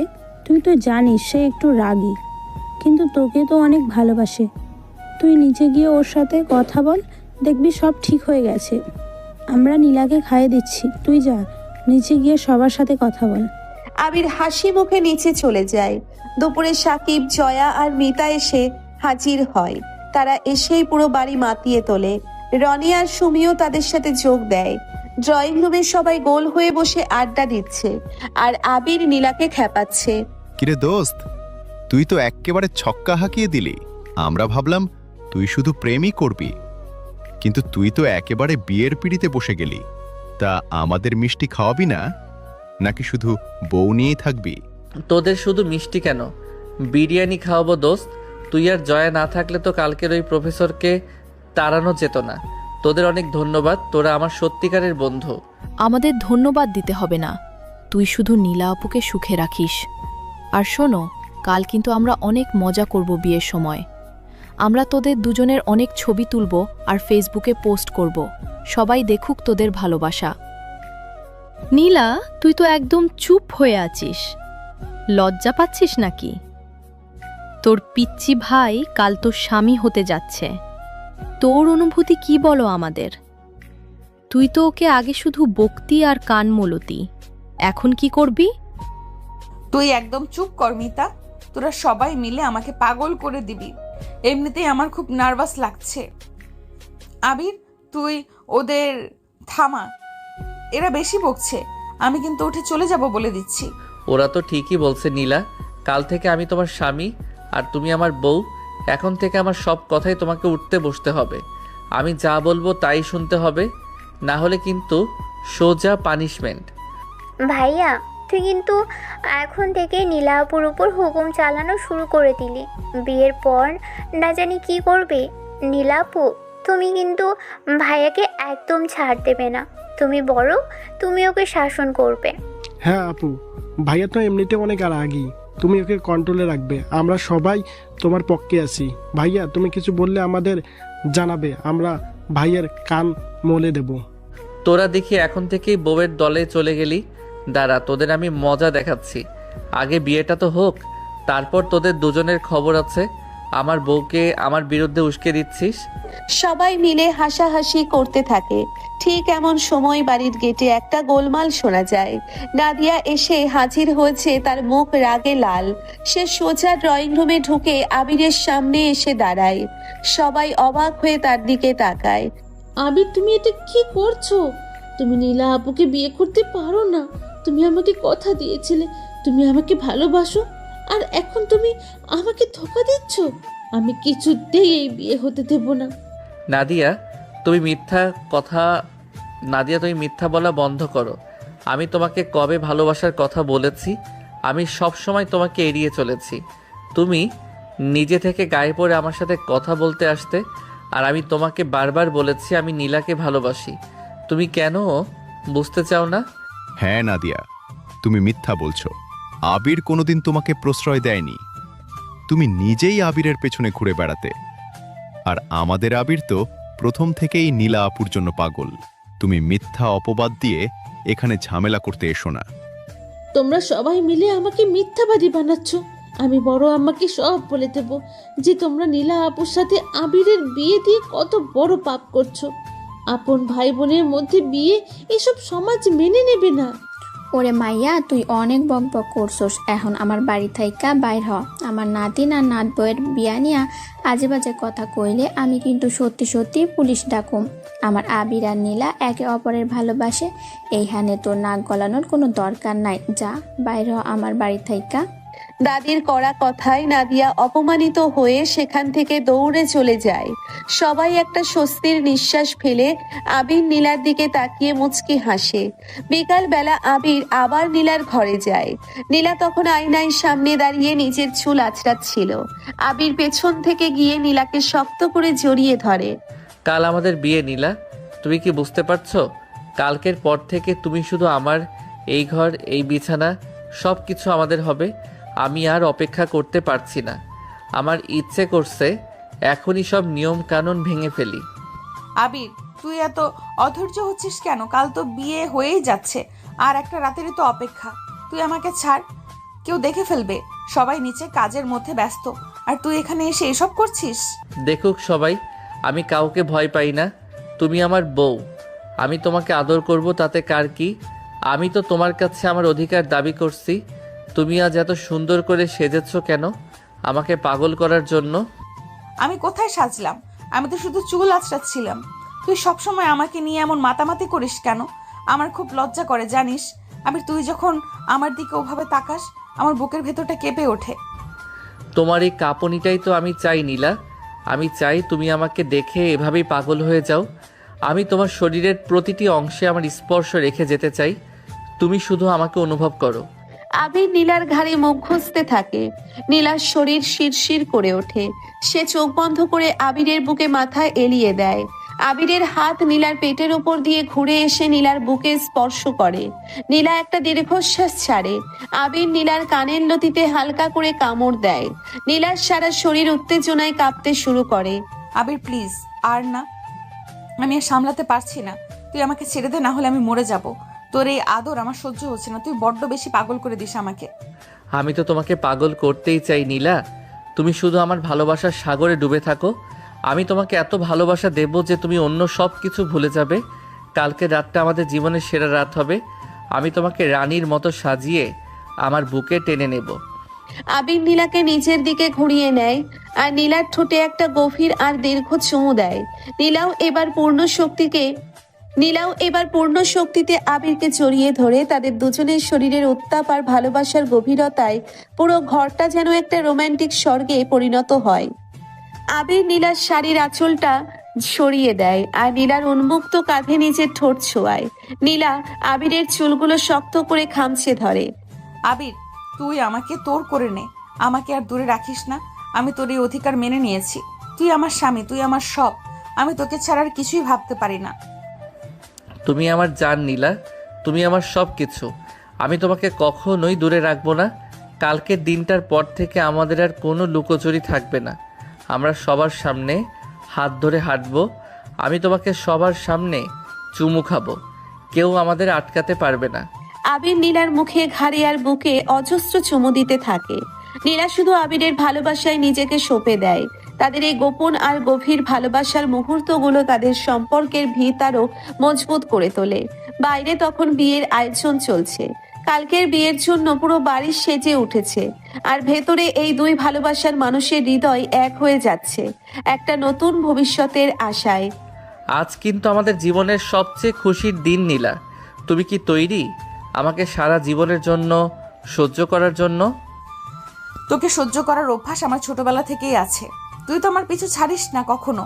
আজ থেকে তো পাকাপাকি ভাবে ঘাড়ের উপর চেপে বসলি। আমি ঘাড়ের ওপর নয়, তোমার হৃদয়ের একদম গভীর জায়গা করে নিতে চাই। আর আজ রাতে সেটা আমি খুব ভালো করেই বুঝিয়ে দেব। তুমি শুধু অপেক্ষা করো। অসভ্য কোথাকার! বিয়ের দিন সকালেও তোর মুখে কোনো লাগাম নেই। আজ রাতে যদি উল্টাপাল্টা কিছু করিস, আমি কিন্তু তোকে বাসর ঘর থেকে বের করে দেব, বলে দিলাম। বাসর ঘর থেকে তুমি আমাকে বের করবে? আমি তো তোমাকে এমন ভালোবাসার জালে জড়াবো যে তুমি নিজেই আমাকে ছাড়তে চাইবে না। আজ তোমার সব দাপট আমি শেষ করে দেব, আমার মিষ্টি বউ। আবির আর নীলার এই মিষ্টি ঝগড়া দিয়ে শুরু হয় তাদের বিয়ের সকাল। পুরো বাড়ি জুড়ে আজ একটা অন্যরকম আনন্দের আমেজ বইছে। উঠানে প্যান্ডেল সাজানো হয়েছে লাল আর সাদা ফুল দিয়ে। দাদি সকাল সকাল উঠে সবাইকে কাজের নির্দেশ দিচ্ছেন। রাজু আর কুলসুম এদিক ওদিক দৌড়াচ্ছে, সবার মুখে হাসির ছটা। ওরে কুলচুম, তুই কি সারাদিন ওই এক জায়গায় খাড়াইয়া থাকবি?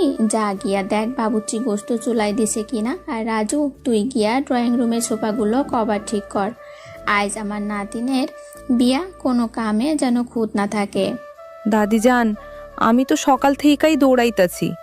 বাবুর্চি তো কইলো আর আধা ঘন্টার মধ্যে সব রান্ধন শেষ হইয়া যাইব। বড় খালাম্মা তো আমারে একদণ্ড জিরানোর সময় দিতাছে না। তুই খালি কাম চুরির ধান্দায় থাকস কুলসুম। আজ বাড়িতে কত কাম আর তুই খালি ঘ্যান ঘ্যান করতেছস। যা গিয়া নীলা আপার ঘরের সামনে খাড়া, কেউ ডাক দিলে যেন লগে লগে যাস। তোরা দুইটা সারাদিন খালি ঝগড়া করস, এখন যা কইছি তাই কর। করিমরে ডাক দে, বাজার থেকে পানের মশলা আর দই নিয়ে আইতে হইব। আমি এখানেই আছি দাদিজান, আপনি বাজারের ফর্দ দেন। আমি এখনই বড় বাজার থেকে সব তাজা জিনিস নিয়ে আইতাছি, কোনো চিন্তা করবেন না। আজ বড় বাড়ির বিয়া সব একদম 1 নম্বর হইব। দাদির নির্দেশে সবাই নিজেদের কাছে দৌড় দেয়। দোতলায় আবিরের ঘরে তখন বন্ধুদের আড্ডা চলছে। সাকিব আর রনি মিলে আবিরকে বিয়ের সাজে সাজাচ্ছে। আবির খুব অস্থির হয়ে আছে। সে বারবার আয়নার সামনে গিয়ে নিজের শেরওয়ানি ঠিক করছে। কিরে দোস্ত, তুই এত ঘামছিস কেন? মনে হচ্ছে তুই এখনই দৌড় দিবি। তুই তো আজ থেকে বিবাহিত পুরুষ হয়ে যাচ্ছিস, তোর তো খুশি হওয়ার কথা। আর তুই এমন নার্ভাস হয়ে আছিস যেন ফাঁসির মঞ্চে যাচ্ছিস। তুই চুপ করবি? সাকিব আমার এমনিতে বুকের ভেতর ধুকপুক করছে। সে কখন থেকে তৈরি হয়ে বসে আছি, কিন্তু নীলার কোনো খবর নেই। ও কি এখনো সাজছে নাকি? আমাকে একটু দেখতে দে। ভাইয়া, তুই তো দেখি পাগল হয়ে গেছিস। বিয়ের আগে কেউ বউকে দেখতে যায় নাকি? তুই এখানে চুপ করে বসে থাক, আর কিছুক্ষণ পরেই তো কাজী সাহেব আসবে। তারপর তোর নীলা আপু সারা জীবনের জন্য তোর হয়ে যাবে। তুই ছোট মানুষ, তুই এসব বুঝবি না। রনি, আমার যে আর তর্স হয়েছে না। আমি শুধু ভাবছি কখন রাত হবে আর আমি নীলার কাছে যাব। আমার মনে হচ্ছে সময় যেন একদম থমকে আছে। ওরে আমার রোমিও রে, আজ রাতে তোর খবর আছে। নীলা আপু তোর সিনিয়র। তুই আজ রাতে কিছু করতে গেলে দেখবি তোকে কান ধরে রুম থেকে বের করে দিয়েছে। তুই তো এমনিতেই ওর কাছে পিচ্চি হয়ে আছিস। তুই বেশি বকছিস সাকিব। আজ রাতে আমি নীলাকে বুঝিয়ে দেব আমি পিচ্ছি নাকি ওর স্বামী। আজ আমার অধিকার আদায়ের রাত। আমি ওকে এমন ভালোবাসা দেব যে ও সারা জীবন মনে রাখবে। তুই শুধু দেখতে থাক। আবিরের কথায় সাকিব আর রনি হো হো করে হাসতে থাকে। ওদিকে নীলার ঘরে জয়া, মিতা আর সুমি মিলে নীলাকে কনের সাজে সাজাচ্ছে। নীলা লাল টুকটুকে বেনারসি পরেছে, গা ভর্তি ভারী গয়না আর চোখে গাঢ় কাজল। উফ নীলা, তোকে আজ যা সুন্দর লাগছে না। আমি তো তোকে দেখেই ক্রাশ খাচ্ছি। আর আবির তো আজ তোকে দেখলে এমনিতেই বেহুশ হয়ে যাবে। তুই তো এমনিতেই ওকে পাগল করে দেখেছিস। তুই একদম চুপ কর মিতা, আমার এমনিতেই খুব ভয় করছে। আব্বু আর বড় আব্বু এখনো আমার সাথে ভালো করে কথা বলেনি। তারা কি মন থেকে আমাকে আর আবিরকে মেনে নিয়েছে? আমার খুব কান্না পাচ্ছে। তুই একদম কাঁদবি না নীলা আপু, তোর মেকআপ নষ্ট হয়ে যাবে। আঙ্কেলরা তোকে অনেক ভালোবাসে, তাই প্রথম দিকে একটু রেগেছিল, কিন্তু এখন দেখবি সব ঠিক হয়ে গেছে। দাদি তো সব সামলে নিয়েছে। হ্যাঁ আপু, তুই একদম টেনশন করিস না। আপু আর বড় আব্বু সকালে ভাইয়ার সাথে কথা বলেছে। তারা ভাইয়াকে বুকে জড়িয়ে ধরেছে। তুই শুধু আজকের দিনটার কথা ভাব। আজ থেকে তুই আমাদের বাড়ির বড় বউ। তোদের কথা শুনে একটু শান্তি লাগছে, কিন্তু আবিরের পাগলামির কথা ভাবলেই আমার ভয় করে। ও তো আজ রাতে আমাকে আস্ত রাখবে না। কাল রাত থেকেই ও আমাকে যা শুরু করেছে, আমি তো ভয়েই মরে যাচ্ছি। ওরে আমার লাজুক বউরে, বিয়ের রাতে বর একটু পাগলামি করবে, এটাই তো স্বাভাবিক। তুইও তো ওকে ভালোবাসিস। তুইও আজ সব ভুলে ওর কাছে ধরা দিবি। দেখবি তোদের জীবনটা একদম স্বপ্নের মতো হয়ে যাবে। জয়া আর মিতার কথায় নীলার মুখ লজ্জায় লাল হয়ে যায়। ঠিক তখন ফাতিমা আর সালমা ঘরে ঢোকেন। তাদের চোখ ছলছল করছে। তারা এসে নীলাকে দুই পাশ থেকে জড়িয়ে ধরেন। আমার মাটা আজ কত সুন্দর লাগছে তোরে। তুই তো আমাদের ঘরের লক্ষ্মী। আজ থেকে তুই আমাদের আবিরের বউ। তুই ওরে সবসময় আগলে রাখবি। ও তো একটু পাগল, কিন্তু তোরে অনেক ভালোবাসে।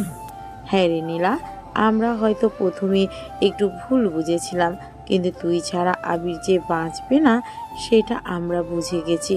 তোরা সুখে থাকলেই আমাদের শান্তি, আমাদের আর কোনো কষ্ট নেই। আম্মু তোমরা আমাকে ক্ষমা করে দিও। আমি তোমাদের সম্মান নষ্ট করতে চাইনি, কিন্তু আমি আবিরকে ছাড়া থাকতে পারতাম না। তোমরা আমার মাথার উপর হাত রাখো, তাহলেই আমার আর কোনো ভয় থাকবে না। ফাতেমা আর সালমা নীলার মাথায় হাত বুলিয়ে দেন। ড্রয়িং রুম থেকে কাঁচির ডাক আসে। বিয়ে পড়ানোর সময় হয়ে গেছে। কামাল আর রহমান হাসি মুখে কাজী সাহেবের পাশে বসে আছেন।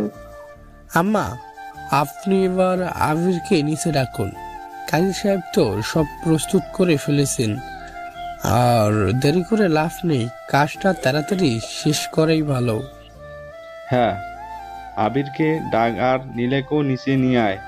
আজ আমাদের ঘরের ছেলে আর ঘরের মেয়ে এক হচ্ছে। এর চেয়ে আনন্দের দিন আর কি হতে পারে।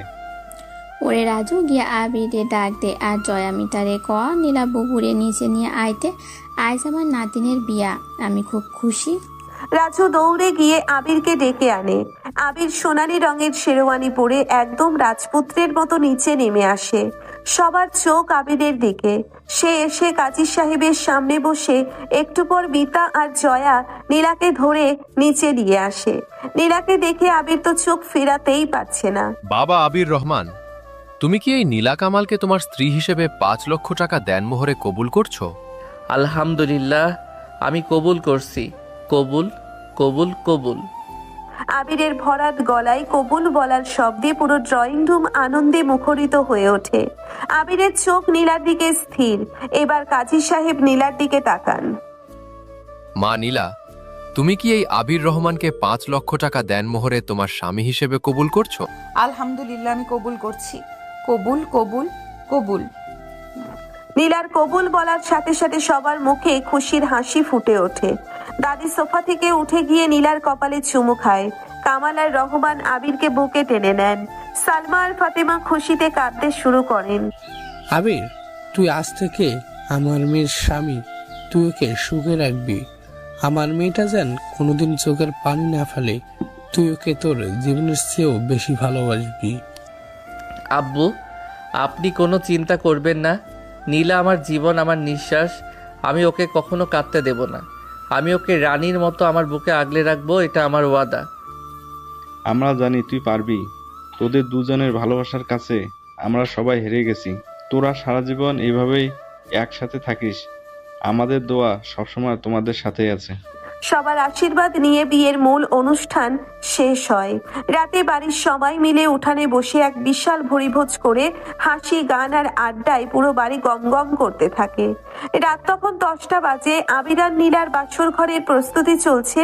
সুমি, রনি, জয়া আর মিতা মিলে বাসর ঘরের দরজা আটকে দাঁড়িয়ে আছে। আবির সাকিবকে নিয়ে সেখানে আসে। ভাইয়া, এত সহজে তোকে বাসর ঘরে ঢুকতে দেব না। আগে আমাদের গেট পাসের টাকা দে, তারপর তুই ভিতরে যাওয়ার সুযোগ পাবি। আজ তোর পকেট আমরা খালি করেই ছাড়বো। এই তোরা সর, আমার এমনিতে অনেক দেরি হয়ে গেছে। তোরা কত টাকা চাস বল, আমি দিয়ে দিচ্ছি, কিন্তু আমাকে আর আটকাস না। আমার বউ ভেতরে একা বসে আছে। এত সোজা না ভাইয়া, আবার 10,000 টাকা চাই। আর সাথে কাল সকালে আমাদের সবাইকে দামি রেস্টুরেন্টে টিপ দিতে হবে, না হলে তুই আজ সারা রাত বাইরে বসে থাকবি। কিরে দোস্ত, তুই তো আজকে একদম ফেসে গেলি। দে দে, ওদের টাকা দিয়ে দে। আজ রাতে তোর যে সুখ মিলবে তার কাছে এই 10,000 টাকা তো কিছুই না। জলদি টাকা দে আর ভেতরে যা। এই নে তোদের 10,000 টাকা, আর কাল আমি সবাইকে ট্রিট দেব। এবার আমাকে ছাড় তোরা, আমার মাথাটা এমনিতেই গরম হয়ে আছে। আর বিরক্ত করিস না। আবির টাকা দিয়ে সবাইকে সরিয়ে দরজা খুলে ভেতরে ঢোকে। ঘরের ভেতরটা এক অদ্ভুত সুন্দর গন্ধে মম করছে। পুরো বিছানা গোলাপ আর রজনীগন্ধা ফুল দিয়ে সাজানো হয়েছে। নীলা বিছানার মাঝখানে ঘোমটা টেনে বসে আছে। আবির খুব ধীর পায়ে দরজাটা বন্ধ করে ছিটকিনি লাগিয়ে দেয়। সে এক পা করে নীলার দিকে এগিয়ে যায়। তার বুকের ভেতরটা আজ খুব জোরে কাঁপছে। সে বিছানায় উঠে নীলার সামনে বসে। নীলা, আমার বিশ্বাসই হচ্ছে না যে তুমি আজ আমার সামনে আমার বউ হয়ে বসে আছো। আমি কি কোনো স্বপ্ন দেখছি নাকি এটা সত্যি? তুমি কি আজ থেকে পুরোপুরি আমার? তুই সব সময় এমন বোকার মতো কথা বলিস কেন? আমি তোর বউ না তো কি, অন্য কারো বউ? তুই তো আমাকে জোর করেই তোর বউ বানিয়ে নিলি। এবার ঘুমটা খুল, আমার খুব গরম লাগছে। আমি ঘুমটা খুলবো, কিন্তু তার আগে আমাকে বলতে হবে তুমি আমাকে ভালোবাসো। আমি তোমার মুখে আজ এই কথাটা শুনতে চাই নীলা। তুমি শুধু আমার, এই কথাটা আজ তোমাকে বলতেই হবে। আমি তোকে ভালোবাসি আবির, অনেক বেশি ভালোবাসি। তুই আমার পিচ্চি ভাই থেকে কখন যে আমার পুরো পৃথিবী হয়ে গেলি আমি নিজেও জানি না। আমি শুধু তোকে চাই, তোর এই পাগলামিগুলো চাই। আবির আর নিজেকে আটকে রাখতে পারে না। সে কাঁপা কাঁপা হাতে নীলার ঘোমটাটা পেছন দিকে সরিয়ে দেয়। নীলার লাল টুকটুকে মুখটা দেখে আবির মুগ্ধ হয়ে তাকিয়ে থাকে। সে তার হাতটা বাড়িয়ে নীলার গাল স্পর্শ করে নীলার সারা শরীরে একটি বিদ্যুৎ খেলে যায়। সে চোখ বন্ধ করে ফেলে। আবির নীলার কপালে একটা দীর্ঘ আর গভীর চুমু দেয়। আজ থেকে তুমি আমার মহারানী, আমি তোমার গোলাম। তুমি আমাকে যা হুকুম করবে আমি তাই শুনবো, কিন্তু আজ রাতে শুধু আমার হুকুম চলবে। আজ তুমি কোনো বাধা দিতে পারবে না। আমি কোনো বাধা দেব না আবির। আমি আজ নিজেকে তোর কাছে সঁপে দিতে চাই। তুই আমাকে তোর ভালোবাসায় ভরিয়ে দে। আমি আর এই দূরত্ব সহ্য করতে পারছি না। তুই আমাকে তোর করে নে। আবির নীলার ভারী গয়নাগুলো একে একে খুলতে শুরু করে। তার হাতের স্পর্শে নীলার শরীর কেঁপে কেঁপে উঠছে। আবির নীলার নাকের নথ, কানের দুল আর গলার হার খুলে সাইড টেবিলে রাখে। তারপর সে নীলার দুই হাত নিজের হাতের মুঠোয় নিয়ে নীলার ঠোঁটের খুব কাছে চলে আসে। নীলার গরম নিঃশ্বাস আবিরের মুখে এসে লাগছে। তুমি এত সুন্দর কেন নীলা? তোমাকে দেখলে আমার মাথার ভেতর সব গোলমাল হয়ে যায়। আমি তোমাকে এমনভাবে ভালোবাসতে চাই যেন দুনিয়ার আর কোনো মানুষ এমন ভালোবাসা কাউকে বাসতে না পারে। তুই বেশি কথা বলছিস আবির। তুই শুধু আমাকে ভালোবাস, আমাকে তোর বুকে টেনে নে। আমি তোর স্পর্শে পাগল হয়ে যেতে চাই। তুই আমাকে তোর গভীরে নিয়ে যা। আবির আর কোনো কথা না বলে নিজের ঠোঁট দুটো নীলার নরম ঠোঁটের উপর ডুবিয়ে দেয়। নীলার শরীর ধনুকের মতো বেঁকে যায়। সে দুই হাত দিয়ে আবিরের ঘাড় শক্ত করে জড়িয়ে ধরে আবিরের চুম্বনের গভীরতা বাড়তে থাকে। সে নীলার ঠোঁট চুষে খাচ্ছে। নীলার মুখ থেকে একটা চাপা গোঙানি বেরিয়ে আসে। আবিরের হাত নীলার কোমরের কাছে গিয়ে বেনারসির ভাঁজগুলো খুলতে শুরু করে। আমি আজ তোমার শরীরের প্রতিটি ইঞ্চিতে আমার ভালোবাসার দাগ বসিয়ে দেব। তুমি শুধু আমার এই অধিকারটা আমি আজ পুরোপুরি আদায় করে নেব। তুই যা খুশি কর আবির। আমি আর নিজেকে আটকে রাখতে পারবো না। আমি আর নিজেকে আটকে রাখবো না। তুই আমার স্বামী, তুই আমার সব। আমি তোর এই উত্তাপ আরো বেশি করে চাই। আবির নীলার বেনারসির আঁচলটা সরিয়ে দেয়। নীলার উন্মুক্ত ফর্সা কাঁধ দেখে আবিরের চোখ চকচক করে ওঠে। সে নীলার কাঁধে আর ঘাড়ে ছোট ছোট চুমু দিতে শুরু করে। নীলা উত্তেজনায় আবিরের চুলগুলো খামচে ধরে। আবিরের হাত নীলার পেটের উপর দিয়ে ঘুরে এসে নীলার বুকের কাছে স্পর্শ করে। নীলার সারা শরীর শিরশির করে ওঠে। সে জোরে শ্বাস নিতে থাকে। তোমার এই কাঁপুনিটা আমার খুব ভালো লাগে নীলা।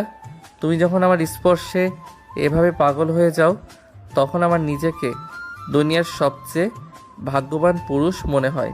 তুই আমাকে পাগল করে দিচ্ছিস আবির। আমি আর সামলাতে পারছি না। তুই আমাকে তোর ভালোবাসার সাগরে ডুবিয়ে দে। আমি তোর সাথে এক হয়ে যেতে চাই। আবির নীলাকে বিছানায় শুইয়ে দেয় আর নিজে নীলার উপর ঝুঁকে পড়ে। তার হাত নীলার শরীরের সব বাধা একে একে দূর করে দেয়।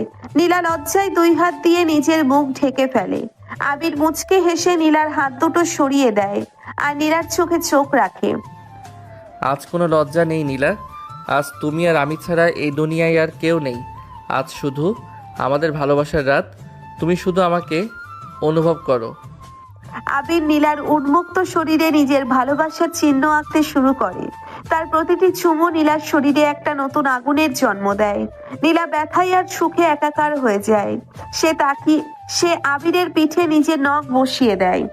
তাদের দুজনের শরীরের উত্তাপ আর ভালোবাসার গভীরতায় বাসর ঘরটা যেন একটা রোমান্টিক স্বর্গে পরিণত হয়। আবির নীলার সব কষ্ট নিজের ভালোবাসা দিয়ে মুছিয়ে দেয়। ও আবির, তুই আমাকে এত ভালোবাসা দিচ্ছিস কেন?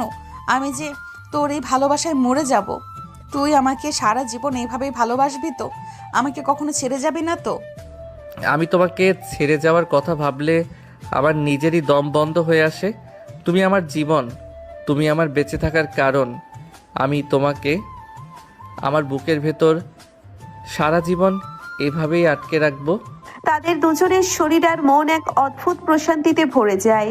রাতের অন্ধকার যত গাঢ় হয় তাদের ভালোবাসার গভীরতা তত বাড়তে থাকে। প্রথম রাতের সেই মোহনীয় আদর আর আবেগে নীলা নিজেকে সম্পূর্ণভাবে আবিরের কাছে সঁপে দেয়। আবিরের পাগলামি আর নীলার আত্মসমর্পণ তাদের সম্পর্ককে একটা নতুন রূপ দেয়। সকালের মিষ্টি রোদ যখন জানালার পর্দা ভেদ করে ঘরের ভেতর ঢোকে, তখন আবির আর নীলা একে অপরের বুকে জড়িয়ে গভীর ঘুমে আচ্ছন্ন। নীলার মাথা আবিরের বুকে আর আবিরের একটা হাত নীলার কোমর জড়িয়ে আছে। তাদের মুখে একটা তৃপ্তির হাসি। এইভাবেই অনেক বাধা বিপত্তি, বয়সের পার্থক্য আর পরিবারের সব নিয়ম ভেঙে আবির আর নীলার ভালোবাসা একটা সুন্দর পরিণতি পায়। তাদের খুনসুটি, মান অভিমান আর গভীর ভালোবাসায় শুরু হয় একটা নতুন হ্যাপি এন্ডিং।